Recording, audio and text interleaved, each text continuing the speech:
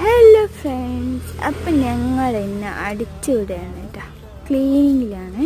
ഇപ്പം തലപ്പാനത്ത് പോയിട്ട് മിലൂസ് ചൂലൊക്കെ വാങ്ങിയിട്ട് വന്നിട്ടുണ്ട് കേട്ടോ.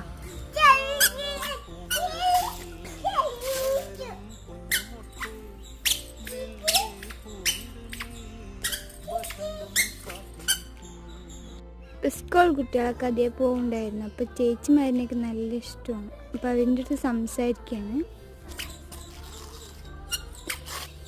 അവൾക്ക് ചെരുപ്പൊക്കെ ഇട്ട് കൊടുത്തിട്ടുണ്ടായിരുന്നു. പിന്നെ അവൾ അതും പോരാണ്ട് എൻ്റെ ചെരുപ്പ് അഴിച്ചു വരുന്നത്.